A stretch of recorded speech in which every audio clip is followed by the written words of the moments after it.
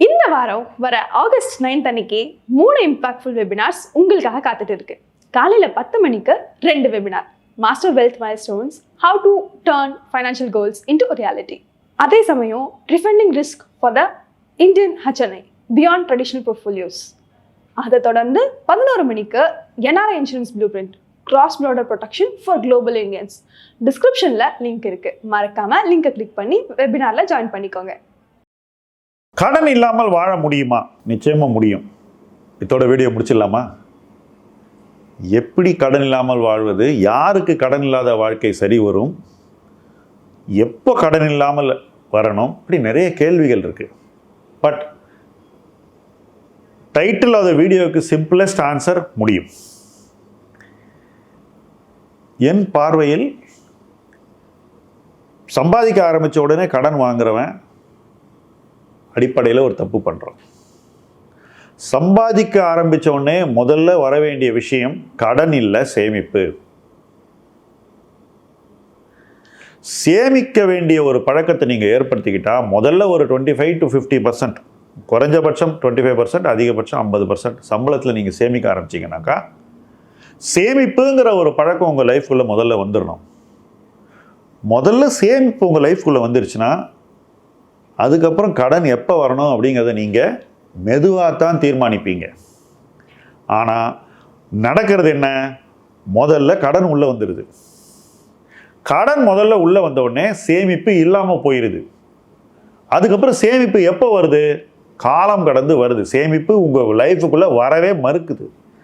ஒருவேளை தப்பி தவறி உள்ளே வந்துருச்சுன்னா அது உங்கள் லைஃப்பில் ரொம்ப ஒரு சிறிய ஒரு அங்கமாக இருக்கிறது. ஒரு மெட்டீரியல் ஆஸ்பெக்ட் இல்லை, அதாவது உங்கள் லைஃப்பில் அது ஒரு ஒர்த்தான விஷயம் இல்லை, அது ஒரு ஓரத்தில் இருக்குது சேமிப்புங்கிறது, ஏதோ கடனுக்கு நீங்கள் செய்கிற மாதிரி.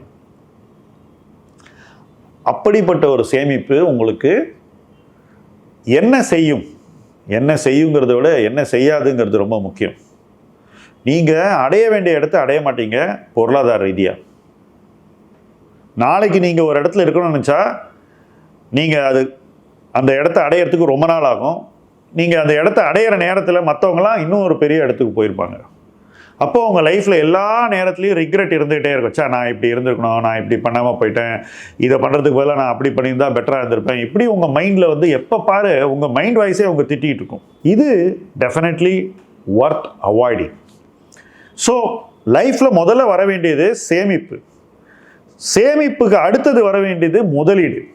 இந்த சேமிப்பு முதலீடும் உடனே வந்துருச்சுனாக்கா, சரியான வகையில் இது 2 விஷயத்தை நீங்கள் பண்ணீங்கன்னாக்கா உங்களுக்கு முதல்ல உங்களுக்குன்னு ஒரு கார்பஸ் ஃபார்ம் ஆக ஆரம்பிச்சிருது. நீங்கள் உங்கள் பணத்தை உருவாக்குறீங்க, உங்களோட கேபிட்டல் பில்ட் ஆகுது. உங்கள் கேபிட்டல் பில்ட் ஆகும்போது பல விஷயங்களை நீங்கள் உங்கள் கேபிட்டலை வச்சே செய்ய முடியுங்கிற நம்பிக்கை உருவாகுது. அந்த நம்பிக்கை உங்கள் கேபிட்டல் வளர வளர அதிகரிக்குது. இதெல்லாம் நடக்கும்போது கடன் அவ்வளோ ஈஸியாக உள்ளே வராது. கிட்டத்தட்ட சேமிப்பு, இன்வெஸ்ட்மெண்ட், கேபிட்டல் பில்டிங், இது 3 ஒரு கடனுக்கு எதிரான ஒரு கொசு மருந்து மாதிரி.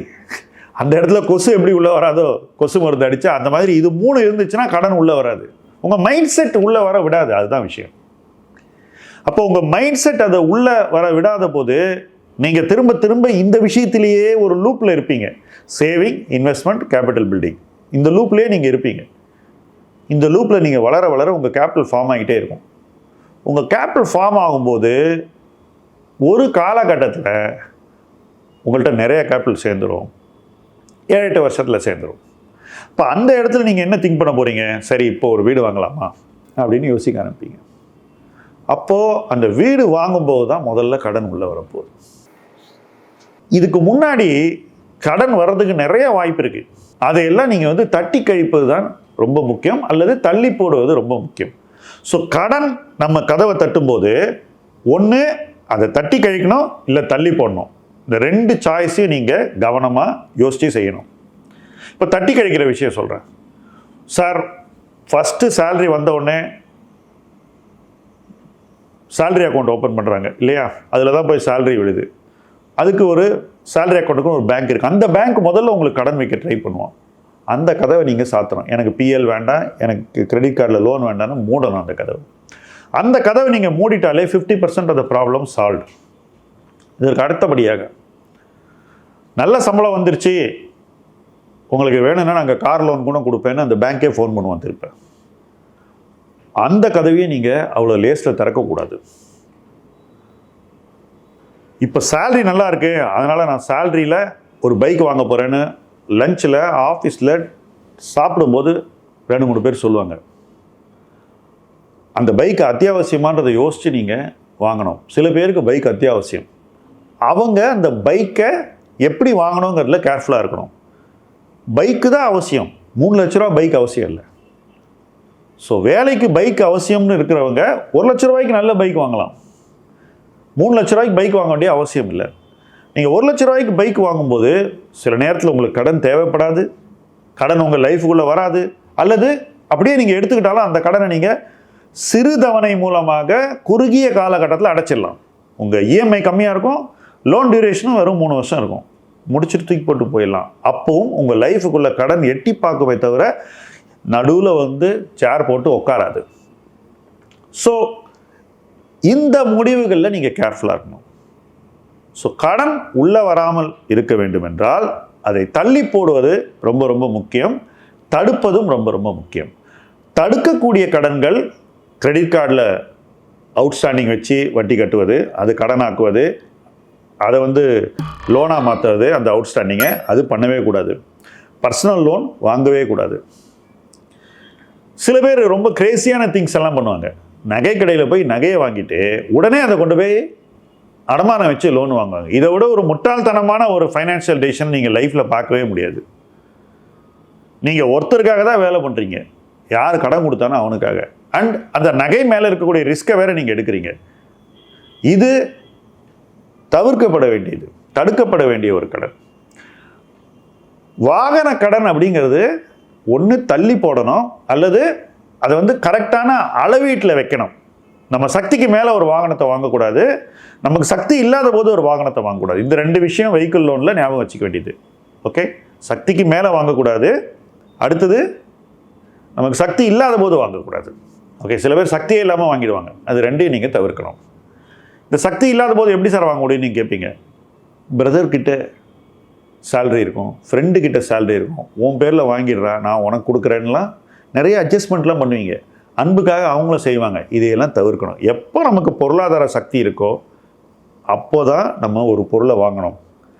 அப்போ தான் நம்ம அந்த பொருளையும் அளவான கடனோடு வாங்க வேண்டும். அப்போ அந்த பொருளின் மதிப்பு கட்டுக்குள்ளே இருக்கணும். ரொம்ப நம்ம சக்திக்கு மீறின பொருளை கடனில் வாங்கும்போது தான் அந்த கடன் நமக்கு ஒரு சுமையாகவும் ஒரு சிக்கலாகவும் மாறிவிடுகிறது. ஸோ இந்த விஷயங்களை எல்லாம் நீங்கள் யோசிச்சிங்கன்னா நீங்கள் நிறைய கடன்களை தடுக்க முடியும், சில கடன்களை தள்ளி போட முடியும். இதில் முக்கியமாக தள்ளி போட வேண்டிய ஒரு கடன் வீட்டுக்கடன். அவசரப்பட்டு வீடு வாங்குறதுங்கிறது இன்றைக்கி நிறைய பேருக்கு ஒரு வாழ்க்கை முறையாயிடுச்சு. அது ஒரு வீடு வாங்கினா பரவாயில்ல, ஒரு வீடு வாங்குவாங்க, அதை கட்டினோடனே அவசரப்பட்டு 2வது வீடு வாங்குவாங்க. இது எல்லாமே எமோஷ்னல் டெசிஷன்ஸ். ஞாயிற்றுக்கிழமை அன்றைக்கி தெரியாதனமாக பேப்பரில் ஃப்ரண்ட் பேஜ் விளம்பரத்தை பார்த்து உங்களுக்குள்ள வீட்டில் ஒரு டிஸ்கஷன் சடனாக உருவாகி அந்த டிஸ்கஷனில் ஈகோவை வச்சு உருவாகிற ஒரு டிசிஷன் தான் இந்த வீடு வாங்குறது. இதுக்கு ஞாயிற்றுக்கிழமை நீங்கள் ஜாலியாக ஒரு லஞ்சுக்கு போய் சாப்பிட்டு தூங்குனீங்கன்னா நிம்மதியாக இருப்பீங்க. அதை விட்டுட்டு பேப்பரை பார்த்துட்டு ப்ராப்பர்ட்டி ஆஃபீஸுக்கு போனீங்கன்னா அன்றைக்கி உங்களை அவன் சிக்க வச்சிருவான். எதில் சிக்க வைப்பானா? கடனில் சிக்க வைப்பான். இன்றைக்கி நிறைய ப்ராப்பர்ட்டி கம்பெனிஸ் புது புது யுத்திகள்லாம் கண்டுபிடிச்சிருக்காங்க. இன்றைக்கி வெறும் 10% பே பண்ணுங்கள், ப்ராப்பர்ட்டி ரெடி ஆனதுக்கப்புறம் பேலன்ஸை பே பண்ணுங்கள். எஃபெக்டிவாக என்ன? நீங்கள் காசே கொடுக்க வேணாம், ஆனால் கடைசியில் எல்லா காசையும் கொடுக்கணும். முதல்ல தான் அவன் காசு வாங்கலை, கடைசியில் சேர்த்து வச்சு வட்டி முதலுமா அந்த விலையில் சேர்த்து வாங்கிடுவான். அன்றைக்கி அந்த கடன் இன்னும் அதிகமாக அவங்க லைஃப்பில் உள்ளே வந்துடும். ஸோ இந்த மாதிரி மிஸ்டேக்ஸ் எல்லாம் ப்ராப்பர்ட்டியில் வரும். ஸோ இந்த தவறுகளை நிச்சயமாக நீங்கள் தவிர்க்க வேண்டும். இதெல்லாம் எல்லாரும் என்ன நினைக்கிறாங்க? எடுத்தோம் கவுத்தோன்னு பார்க்குறாங்க. நான் கடனையே வாங்க மாட்டேன், எல்லா கடனையும் அடைச்சிருவேன். அடைச்சிட்டு எப்போ காம்பவுண்ட் பண்ண போகிறீங்க? சில நேரங்களில் மிதமான கடனோடு அதை சீக்கிரம் கட்டுறவங்க கடன் இல்லாமல் இருக்கிறனோட அதிக செல்வத்தை சேர்க்கிறார்கள். ஏன் தெரியுமா? ஏன்னா கடன் வட்டி 8% வச்சுருப்பான், இன்வெஸ்ட்மெண்ட்டில் அவன் 14% ஏர்ன் பண்ணுறான். இந்த கடனை மிதமாக குறைச்சிக்கிட்டு வந்து 0 பண்ணிடுறான் 7-8 வருஷத்தில். அளவான கடன் தான் வாங்குறான். கடன் வாங்கும்போது அவனுடைய பணத்தை அதிகமாக போடுறான். உதாரணத்துக்கு வீடு வாங்குறீங்க, 50% உங்கள் பணம்னா கடனுடைய டியூரேஷன் ஆட்டோமேட்டிக்காக குறைஞ்சிருது. அதுலேயும் நீங்கள் அப்பப்போ பிரின்சிபல் ரீபே பண்ணாக்கா கடனுடைய கால அவகாசம் குறைந்து விடுகிறது.